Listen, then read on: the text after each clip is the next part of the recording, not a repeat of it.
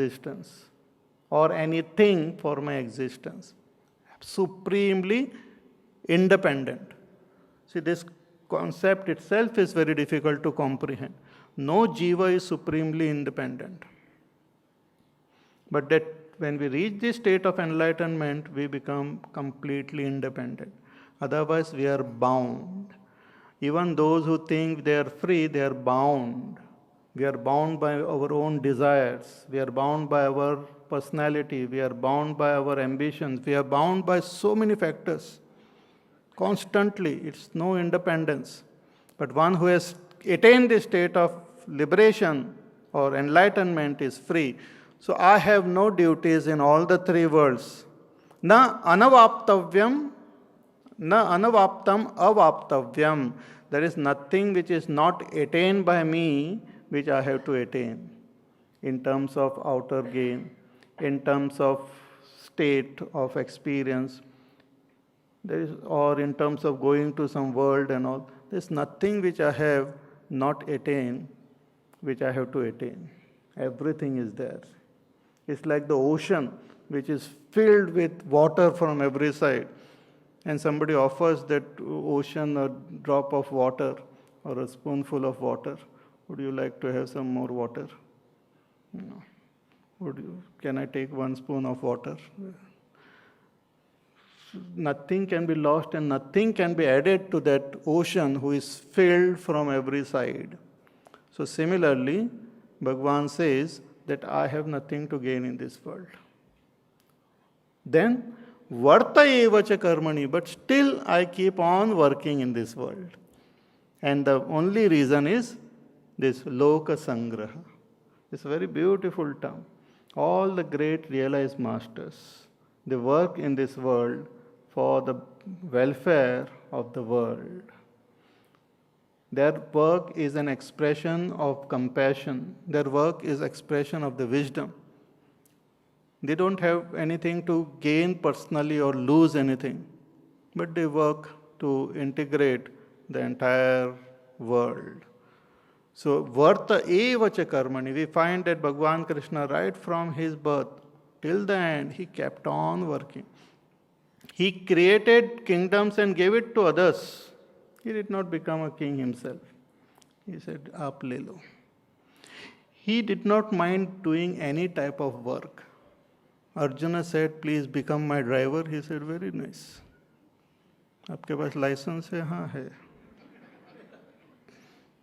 So you please become my driver. So he became.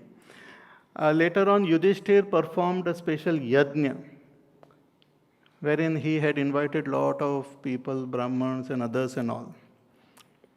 And there, Bhagavan Krishna was doing all this ordinary work, welcoming people, taking care of them, washing their feet also.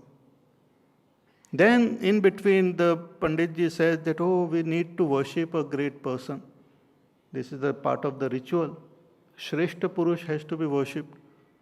So when Yudhishthira was told, he remembered Krishna only. He said, only Krishna is Shrestha. So he ran towards Krishna and he was washing somebody else's feet. So he requested, we need to wash your feet. He said, okay, very good. Whether I am washing someone's feet or somebody is washing my feet doesn't matter. Whatever work, every work is great. And that's what we have to learn. That's what Bhagavan is teaching us. Unfortunately, we have not picked it up. We measure people based on what type of work they do. That's what you call, of labor. Dignity of labor. Dignity of labor we learn from Bhagavan Sri Krishna. Even simple work he will do, because that work is an expression of joy. When it is an expression of joy, then all work is same. But if it is an expression of our selfishness, our ego, our pride, then we can differentiate work as good and bad. This is good, I can't do it. This is bad, I will not do it. Like that. But if it's an expression of joy, then even simple, and the more humble and simple work, the more joy sometimes we get. Suppose I love someone, then I am ready to even sweep the floor also. And I feel so nice. Oh, I got this opportunity. I went to my teacher and he allowed me to sweep the floor and I felt so nice. People go to Gurudwara and to the temples and other places and do simple work, even taking the shoes of people and cleaning it and keeping it very nicely, and they feel great sense of joy in their heart. Why? It's an expression of their love and reverence for that Lord. Because whatever we do for Him is great. And the simple thing we do is like even great. It is an opportunity. When Bhagwan was building the bridge to cross over to Lanka, a lot of monkeys and others also came to help. There was this tiny little squirrel who wanted to help. So she started picking up little pebbles and throwing it into the ocean. So one monkey saw it and just wanted to make fun of that squirrel. So the squirrel screamed and Bhagwan noticed. So he scolded that monkey and picked up that squirrel. And with a very beautiful, I must have given this example before also. So therefore we find that mark of squirrel is there mark of Bhagwan's fingers are there on the squirrel. Because he patted the squirrel very nicely. When I had been to America, those squirrels don't have this mark. They did not come, I think. Or maybe they were just doing some other work. So, when we, even simpler, humbler work, if it is done out of great joy, it is different. But in the beginning, we should do it out of responsibility, and that responsibility should become an expression of joy. Suppose my mother is not well, or she wants water or something. I give it as a response. It is my response. I am the son, and it is my responsibility to give you water. Take now. Thank you. Hari Om. That is one thing. But if I give it and offer it out of love and joy and reverence, that is totally different. But the first step is at least fulfill your responsibility. And the second step, let that responsibility become an expression of your love, not an expression of your sense of duty. But that will follow later. Not just an expression of sense of duty, because duty may be what duty? One has to transcend that also. And that transcendence happens when a person attains the state of enlightenment. So, varta evacha karmani.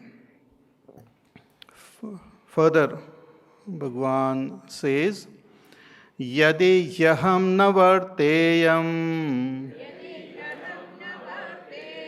jatu karmanya tandritaha mama vartmanu vartante manushya partha sarvashah yadi yaham na varteyam jatu karmanya tandritah mama vartmanu vartante manushya partha sarvashah. Bhagwan continues, he says that if I don't work, yadi hi aham na varteyam, if I say that I don't have anything to gain or anything to lose, therefore I will not work. If I don't work, there is no loss for me. Yadi aham na varteyam jatu karmani atandritaha, without becoming lazy, without relaxing, if I don't, I don't work, then mama vartmanu vartante manushya partha sarvasya. Then he partha, others who take me as a superior person, who take me as a leader of mankind, who take me as an ideal person, they will also follow my path. And they will get spoiled. They will simply suffer in their life.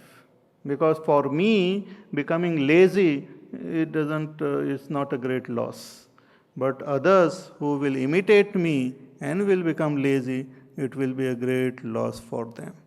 There was a great saint, Bhagwan's avatar only, Dattatreya, Avdhut.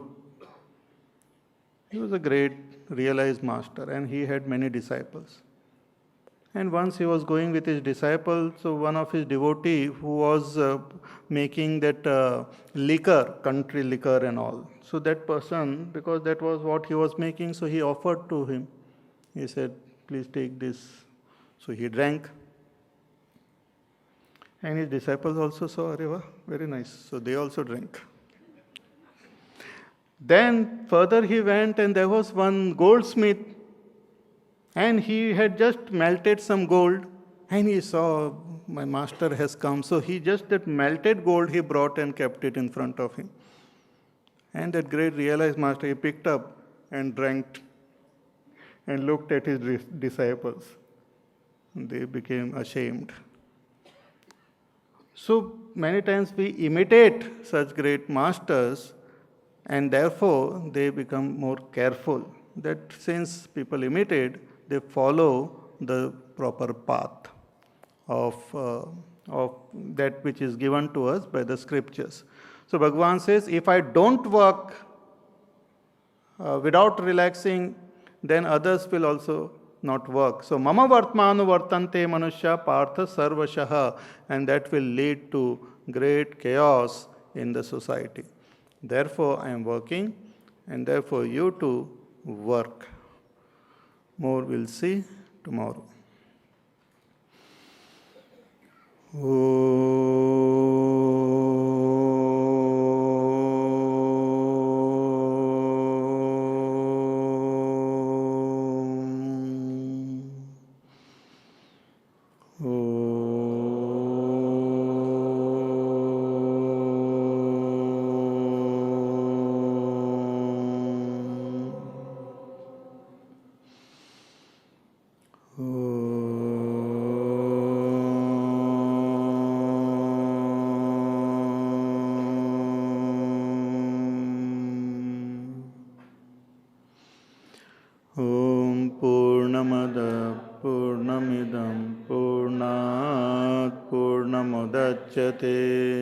Purnasya Purnamadaya Purnamevavashishyate.